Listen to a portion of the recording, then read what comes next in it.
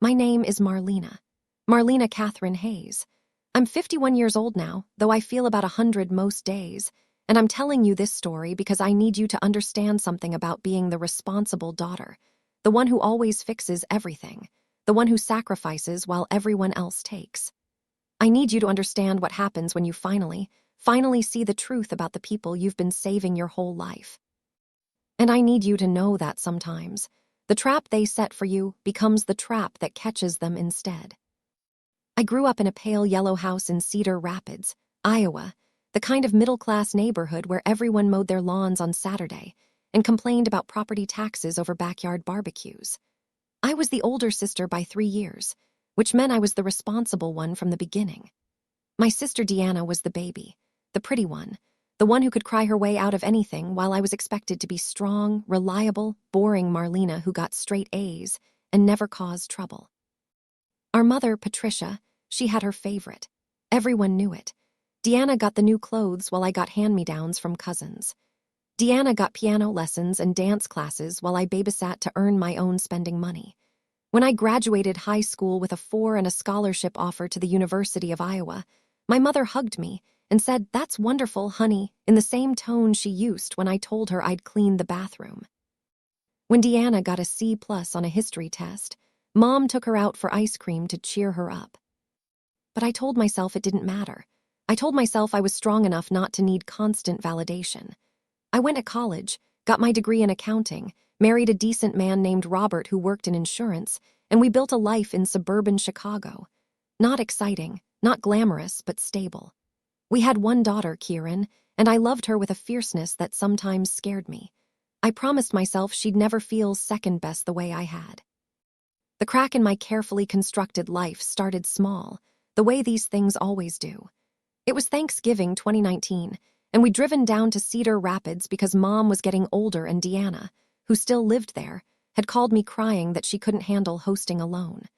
When I arrived, I ended up cooking the entire meal while Deanna sat at the kitchen table drinking wine and complaining about her latest boyfriend. Classic. After dinner, while I was washing dishes because of course I was, my mother came into the kitchen and closed the door. Her face had that pinched look she got when she was about to ask me for something. "Marlena, honey, I need to talk to you about something," she said, wringing her hands. "It's about Kieran's college fund." I froze with my hands in the soapy water. Kieran was 16 then, a junior in high school, already stressing about SATs and applications. That college fund was sacred to me. Robert and I had been contributing to it since the week she was born. $73,000. I knew the exact amount because I checked it obsessively. "What about it?" I asked slowly. "Well, Deanna's been having a really hard time lately, and she needs help with her mortgage payments. And I told her." Mom was speaking fast now, the words tumbling out. "I told her maybe you could lend her some money from Kieran's fund, just temporarily, just until she gets back on her feet, and she could pay it back before Kieran needs it for school." I turned around, soap dripping from my hands onto the linoleum floor. "You want me to give Deanna Kieran's college money?" "Lend," Mom corrected quickly. "Just lend. And Marlena, you know how you are, you're so good with money, you could just make it back, and Deanna really needs help right now, she's struggling." "Deanna is 45 years old," I said quietly. "She has struggled her entire life because you've never let her face consequences. And no, Mom, absolutely not." My mother's face hardened in a way I'd seen 1,000 times. "I knew you'd be selfish about this. You've always been cold, Marlena, even as a little girl. Your sister has a warm heart, she feels things deeply, but you." I walked out of that kitchen. I walked out of that house. And I drove back to Chicago that night instead of staying the weekend like we'd planned. Robert asked me what happened, but I couldn't even speak. I just cried in the passenger seat while the Illinois flatlands blurred past in the darkness. That should have been the end of it. I should have seen the warning signs. But in February of 2020, right before the world went crazy with COVID, I got a notification from the bank that managed Kieran's college fund. There had been a large withdrawal. I called them immediately, my hands shaking so hard I could barely hold my phone. "Mrs. Hayes, yes, We can see here that on February 4th, there was a withdrawal of $45,000 from account number. I didn't authorize that, I interrupted. I absolutely did not authorize that. There was a pause. Ma'am, the withdrawal was made by Patricia Ann Carmichael, who is listed as a secondary account holder. She provided all the necessary verification. Is there a problem? Is there a problem? Is there a goddamn problem? I'd added my mother to the account years ago, back when Kieran was little, just as a backup in case something happened to Robert and me. I'd forgotten she even had access. And she had stolen $45,000 from her own granddaughter's future to give to her favorite daughter. When I confronted her, Mom didn't even apologize. Deanna needed it, she said simply. And you have a good job, Marlena. You'll make it back, you always do. That's not the point. I was screaming into the phone, something I never did. That was for Kieran. That was for her future. And family takes care of family, Mom said coldly. Maybe if you weren't so selfish and withholding, I wouldn't have had to go behind your back. She hung up on me. My own mother hung up on me after stealing from my child. I learned later that Deanna hadn't even used the money for mortgage payments. She'd used it for cosmetic surgery and a trip to Hawaii with her new boyfriend. While my daughter cried over scholarship applications and talked about taking out loans, my sister posted Instagram photos from a resort in Maui. I didn't speak to either of them for 3 years. Not through COVID, not through holidays, not even when Dad died in 2021, and I drove down for the funeral and sat on the opposite side of the church from them. Robert thought I was being too harsh. That family was family, but he didn't understand. He'd grown up in one of those normal families where parents treated their kids equally and people didn't steal from each other. Kieran ended up at a state school instead of the private college she dreamed of. She said it was fine, that she liked it there. But I saw the sadness in her eyes when her friends talked about their freshman experiences at schools she'd been accepted to but couldn't afford. I had failed her. I had trusted the wrong people and my daughter paid the price. Then came the phone call in September 2024, 2 weeks ago. It was 2:17 a.m. when my phone started buzzing on the nightstand. I grabbed it in that panic you feel when someone calls in the middle of the night, expecting death or disaster. It was Deanna, and she was screaming so hard I couldn't understand her at first. Deanna, slow down what? Mom collapsed. She's at St. Mary's in Cedar Rapids, and they don't think she's going to make it, and you need to come right now, Marlena. Right now, please. I can't do this alone. My hands were already reaching for my clothes. Despite everything, despite the betrayal and the theft and the years of favoritism, she was still my mother. Some loyalty runs too deep to cut out, even when you know you should. I'm coming, I said. I'm leaving right now. I threw things in a bag. I left a note for Robert, who was snoring through the whole thing. I got in my car and drove through the dark Illinois countryside toward Iowa, my heart hammering, my mind racing through worst-case scenarios and last words I might need to say and funerals I'd have to plan. I reached Cedar Rapids just after 6 a.m., when the sky was turning that pale gray pink that comes before sunrise. St. Mary's Hospital looked like every hospital looks, all glass and concrete, and that universal medical building architecture. I parked crooked in the emergency lot and ran toward the entrance. The automatic doors slid open. The antiseptic smell hit me, that hospital smell that takes you right back to every medical crisis you've ever experienced. I was heading toward the reception desk, my mouth already forming the words, "Patricia Carmichael, where is she?" when someone grabbed my arm. A nurse, young, maybe 30, with brown hair pulled back tight and wide, frightened eyes. She pulled me sideways away from the main desk toward a hallway. "What are you?" I started. "Hide," she whispered urgently. "It's a trap." I stared at her. "What?" "Your mother isn't here. She's fine. She's not even sick. Your sister called you to get you here because—" She looked over her shoulder nervously. "I shouldn't be telling you this. I could lose my job, but I overheard them talking and it felt wrong. They're planning to ambush you. Something about money and making you pay and teaching you a lesson. They're waiting in room 247 right now." The world tilted. Who's waiting? Your mother, your sister, and some man they said was a lawyer. She squeezed my arm. I don't know the details, but the way they were laughing while they set it up. She shook her head. I have 3 sisters. I know what sibling betrayal looks like. Don't go up there, or if you do, be ready. She let go of my arm and walked away quickly, disappearing around a corner before I could even thank her. I stood there in that hospital hallway, shaking, as the truth crashed over me like cold water. It was a trap. They'd faked a medical emergency to lure me here. To do what? Confront me, force me to do something. I should have left. I should have walked right back out those doors, driven home, and never spoken to any of them again.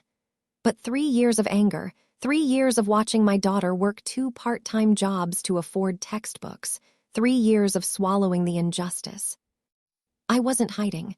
I was going up there, but I was going armed with the truth.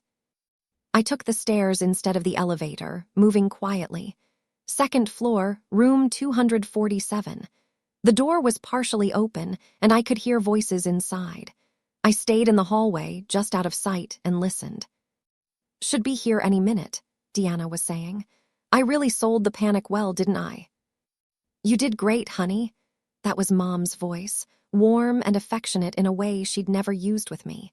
She'll walk right in here and we'll have her cornered. No more excuses, no more refusing to help family. And the legal documents are all ready. A man's voice, unfamiliar, the supposed lawyer. All ready, Mom confirmed. Once she's here, we present her with the paperwork. Either she agrees to give Deanna another $40,000 for her business opportunity, or we tell everyone in the family how she abandoned her dying mother, how she's bitter and vindictive, how she's been alienating us for years. We'll make sure Kieran knows what kind of cold-hearted woman her mother really is. My hand clenched on my purse strap. They were going to blackmail me, manipulate me, use my reputation and my relationship with my daughter as leverage to steal more money. I still feel a little bad, Deanna said, though she was laughing. Using a fake hospital emergency. Oh, please, Mom said dismissively. Marlena's so dramatic anyway. Remember how she overreacted about the college fund? As if we committed some crime. We're family. Family shares. She's just always been selfish with money, ever since she was a little girl, hoarding every penny. I stepped into the doorway. All 3 of them froze. Mom was sitting in the visitor's chair, fully healthy, makeup perfect. Deanna was perched on the empty hospital bed in designer jeans, looking caught. The man in the cheap suit stood by the window holding a folder. Hi, Mom, I said softly. You're looking remarkably well for someone who collapsed and might not make it. Deanna's face went red. Marlena, let us explain. No, I walked into the room and my voice was steel. You don't get to explain. You called me at 2 a.m, made me think my mother was dying, made me drive 4 hours in a panic, to blackmail me. We're not blackmailing you, Mom said, standing up, trying to regain control. We're trying to make you understand your responsibility to this family. Deanna has a genuine business opportunity, a boutique that could really. A boutique, I laughed, and it sounded harsh even to my own ears. Like the candle business that failed, like the MLM schemes, like the online store that never shipped a single order. You stole my daughter's college fund for cosmetic surgery, and now you want more. That money was always meant to be shared, Mom said, her voice rising.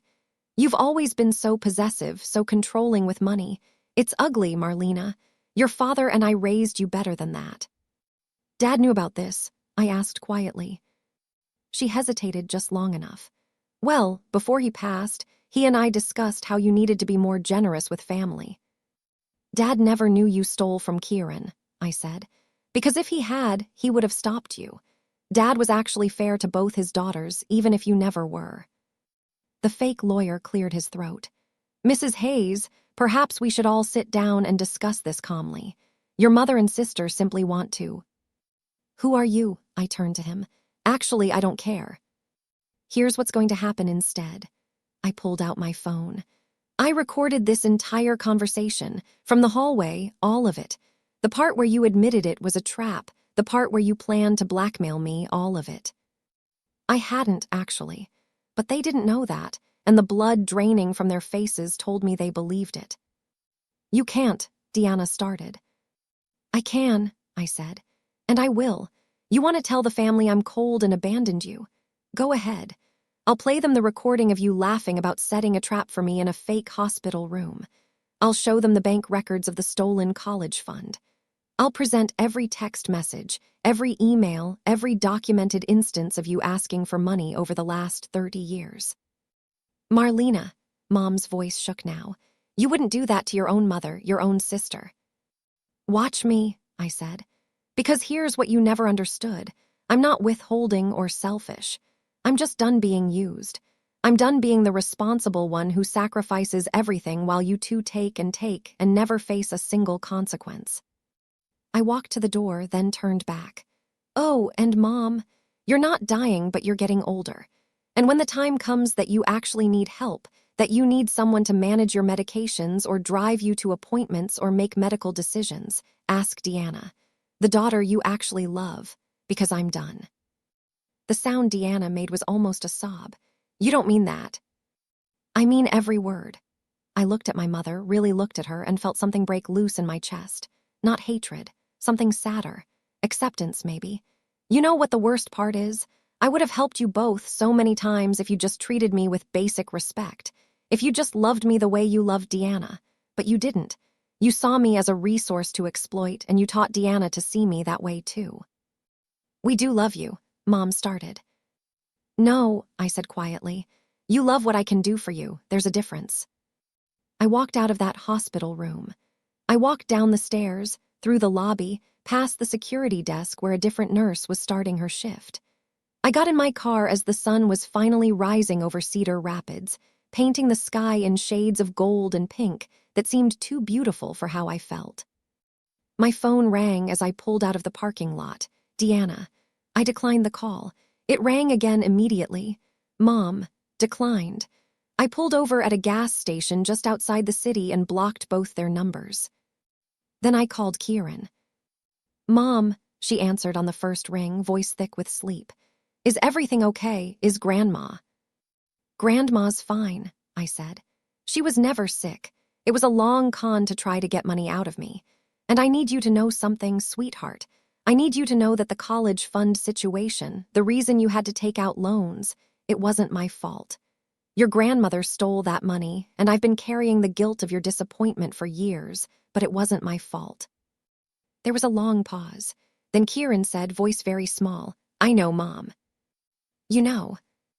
Grandma told me, last Christmas, when you didn't come to Iowa and I went by myself to visit. She told me she'd taken the money to help Aunt Deanna, and she said you were being dramatic about it, but Mom, I saw your face when I had to decline Northwestern. I know it broke your heart. I know you would have given me that money if you'd had it." I was crying now, parked at a gas pump at 7 a.m., tears running down my face while early morning travelers pumped gas around me. "I'm so sorry." "Don't be," Kieran said fiercely. "I like where I ended up, and I learned something important about who to trust and who to protect my boundaries from. Grandma and Aunt Deanna have called me 6 times in the last 3 years asking for money. I said no every time, because I'm your daughter and you taught me it's okay to say no to people who don't respect you.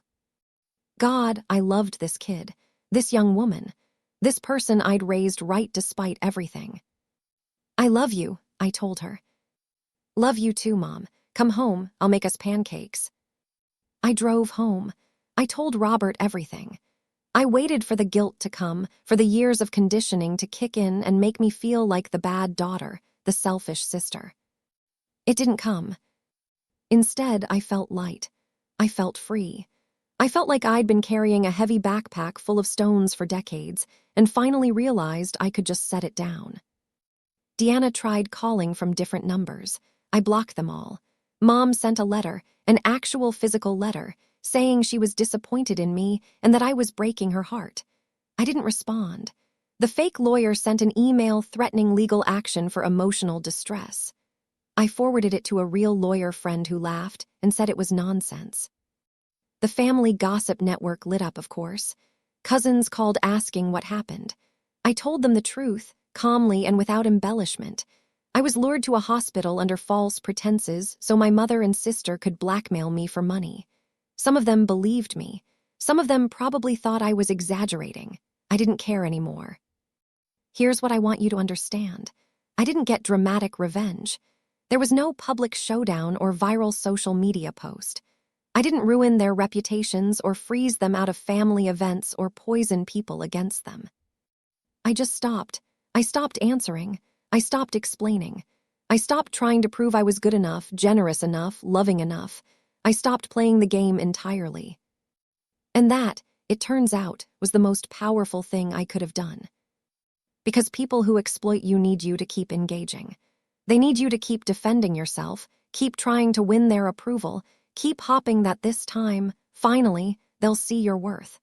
When you just step away and let them sit with the consequences of their own behavior, that's when the trap they set catches them instead. Last week, I got a call from an aunt I haven't spoken to in years. Deanna's boutique idea fell through, shock, and she's asking family members for money to cover her debts. Mom's asking people to contribute to a family emergency fund for Deanna. And you know what everyone's saying? Why doesn't Deanna ask Marlena? Marlena's so responsible with money. My aunt was calling to warn me. They're going to come after you again, she said. They're telling people you owe them, that you're holding grudges. Let them talk, I said. I'm not responsible for fixing Deanna's life anymore. I'm not responsible for managing Mom's guilt about her favoritism. I'm just living my life. Good, my aunt said, and I could hear the smile in her voice. It's about damn time. I'm sitting in my kitchen right now, drinking coffee that's actually still hot, because I'm not rushing around taking care of everyone else's crisis. Kieran's in her 3rd year of college, doing great, making friends, building a life. Robert and I are planning a trip to Maine next month, something we've talked about for years, but never did because we were always driving to Iowa for some family emergency. I'm 51 years old, and I'm finally learning that being the responsible one doesn't mean being the martyr. It doesn't mean accepting mistreatment because family is family. It doesn't mean setting yourself on fire to keep other people warm. Sometimes, the most responsible thing you can do is walk away from people who treat you like an ATM instead of a person. Sometimes, the strongest thing you can do is refuse to spring the trap they've set for you. And sometimes, the best revenge isn't revenge at all. It's just living well, setting boundaries, and letting them face the natural consequences of their own choices. I don't hate my mother or my sister. I'm not angry anymore. I'm just done. And that, I'm learning, is a kind of peace all its own. If you're out there carrying the weight of being the responsible sibling, the reliable daughter, the one everyone takes from but nobody gives to, you can set it down. You can walk away from the hospital room trap they've set for you. You can stop explaining and defending and proving your worth to people who will never see it. You can just live your life. You're allowed. I'm Marlena, I'm 51, and I'm finally free.